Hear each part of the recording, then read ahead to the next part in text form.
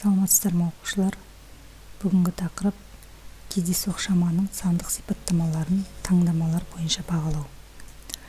Алдыңкы тақырыпты жалгастырабыз.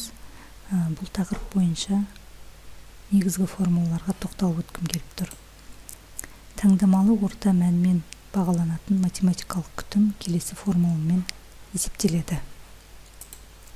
Биринчи формуламен x орташа мәннің айналасындағы x1, x2, x3 дагы сол сыяктуу x сандарынын шашырауын сипаттайтын шама дисперсия деп аталат және d деп белгиленет. Таңдама дисперсиясын эсептөө формуласы экинчи формуламен аныкталады. Ондагы x орташа мәннің квадраты мына формуламен эсептелинет.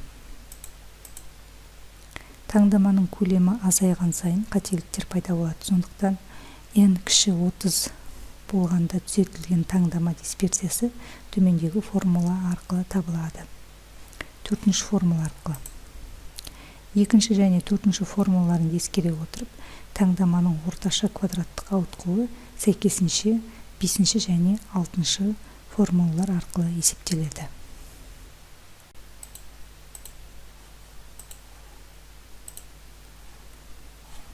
Келесі мисалды карастырайык. Интервалда салыстырмалы жиіліктің кестесін колдануу аркылуу таңдама дисперсиясын және таңдаманын орташа квадраттык ауткулун табыңыз. Таңдаманын салыстырмалы жиілігінің кестесін куруп аламыз. Ол үшін интервалдардың, берилген интервалдардың ортасын табамыз. Биринчи интервал боюнча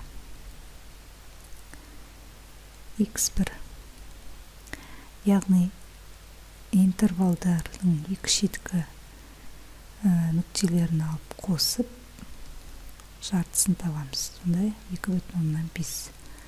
Қалған интервалдар үшін де дәл осындай қадам жасаймыз. 4-ке 8-ді қосып 2-ке бөлеміз.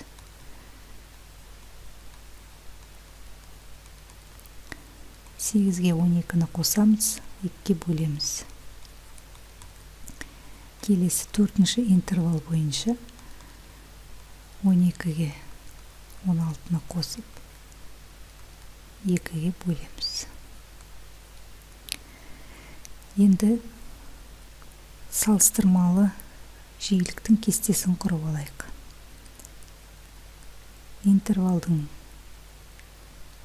деп алайық. Ортасы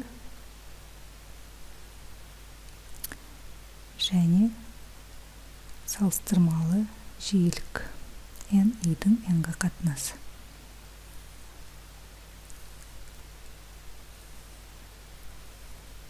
Бірінші интервалдың ортасы 2,5-ке тең болды. Ары қарай 6, 10, 14.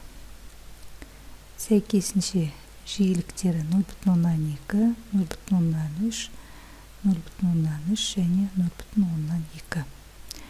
Енді төмендегі шамаларды есептейміз. Дисперсияны табу үшін төмендегі екінші формуланы қолданамыз.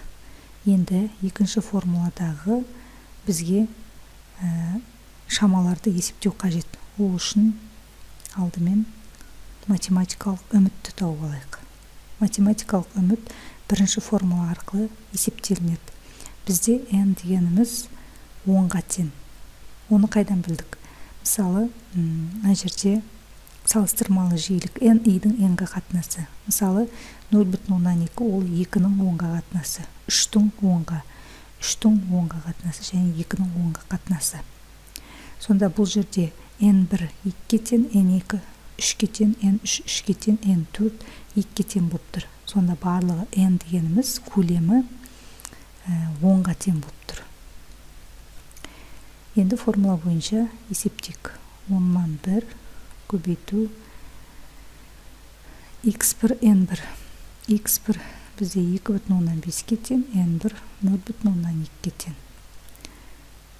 6 көбейту 0,3. 10 көбейту 0,3. және 14 көбейту 0,2. Сонда нәтижесінде 8,1 шығады. Ары қарай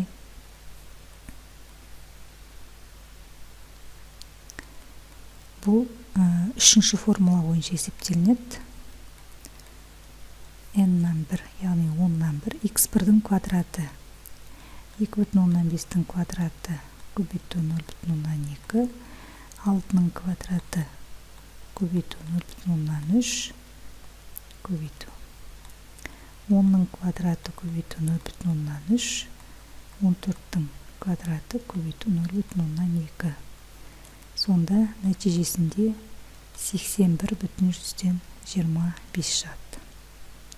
Енді дисперсиясын табуға болады. Дисперсиясы тең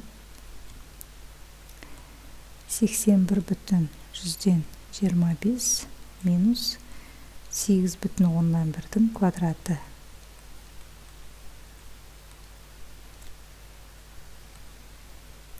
65,61.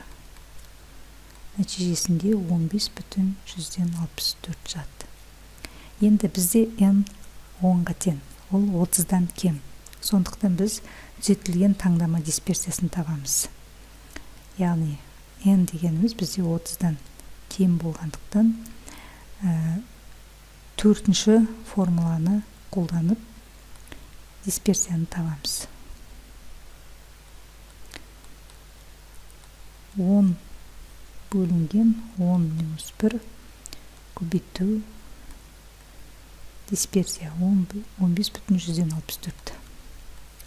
Сонда 9-дан 10 көбейту 15,64. Нәтижесінде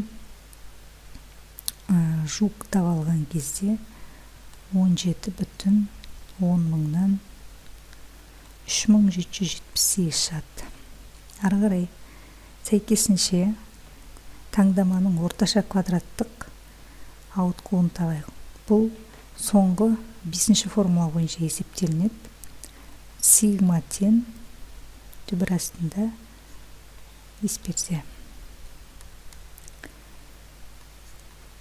17,10-нан 3778-ден түбір тапсақ, жуық табылған кезде 4,10-нан 1687.